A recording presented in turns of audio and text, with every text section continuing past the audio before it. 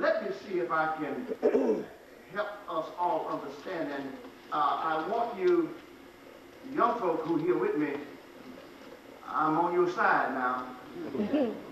But I need you to understand, I'm not trying to get mom and dad off of you. I'm trying to get them deeper within you. So, check. Handling evil intent. There's so many around you. You're confronted with them daily.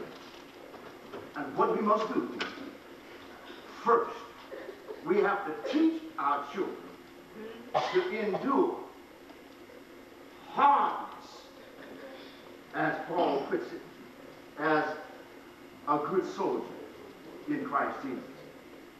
Well, what do? How do you teach them to endure hardness? Well, let me jump in your house a minute.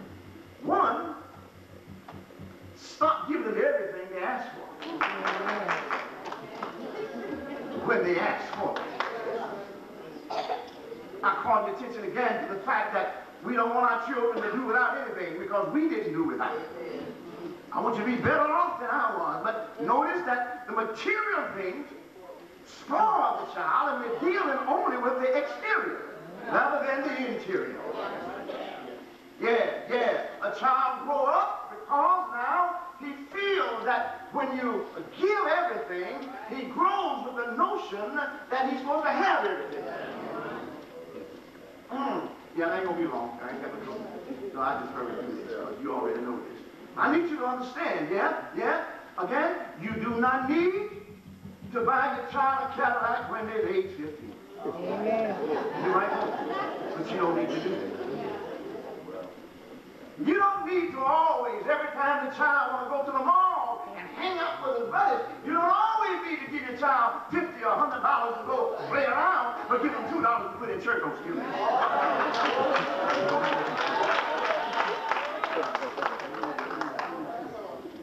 We need to teach them to endure hardness, because as long as you're going to blanket our children, let me put myself in that, as long as we blanket our children from the difficult moments, they grow up thinking there are none.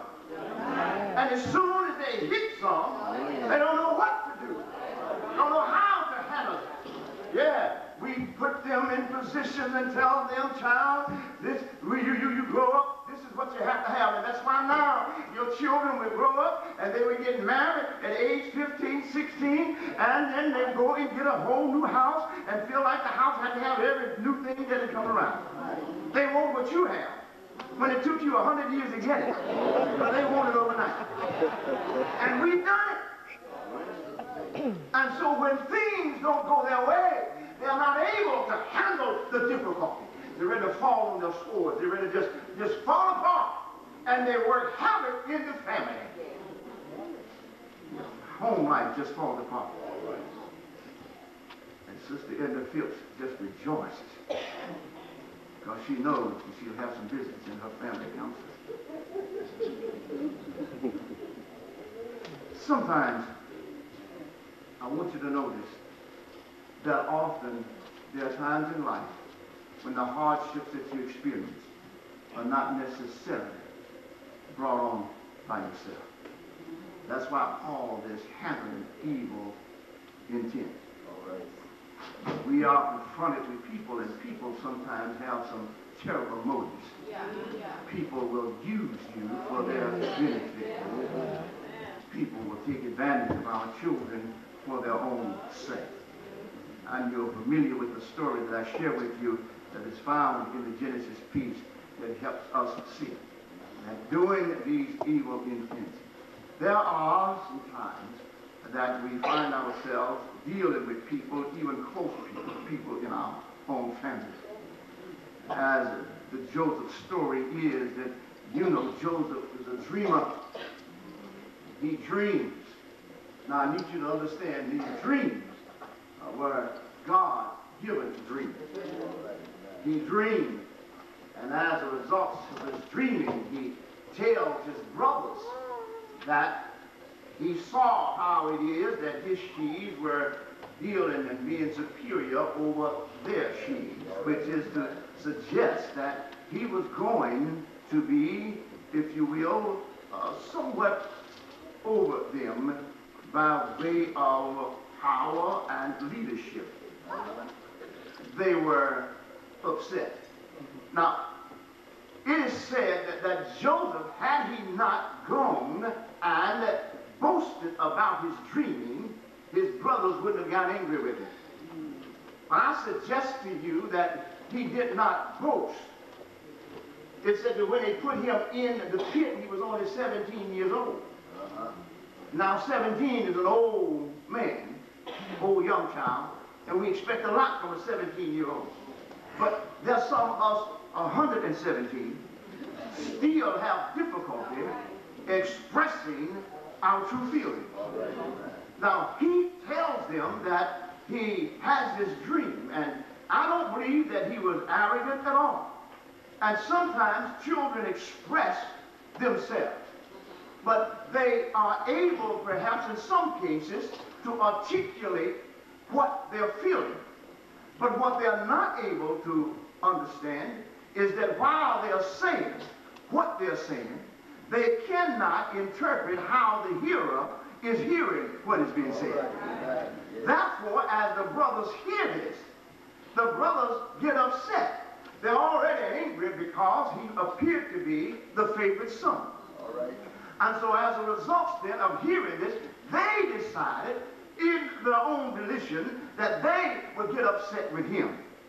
Now, evil intent. They're going to get rid of him. Now, you've got some favorite children in your house. No, I love my children. I love them all the same. I treat them all the same. Now, you know better than that. Because they ain't the same.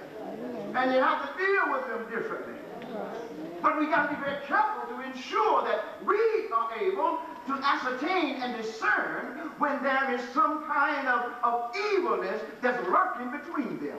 Because you don't want your older daughter to put your younger son down in the pit. And the women take it over now, that's why I said that. We want to ward off any kind of hardship that's coming along the way.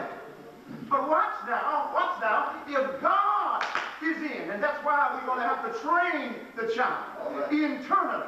We've got to learn how to get them to see and love God. Or I bring them to church, I put them in Sunday school. Yeah, but let me tell you what I found out. We bring them and you let them sit here. We do all we can to try to help train them. Notice I said, help. I didn't say help. I said help. I'm going to preach in a minute.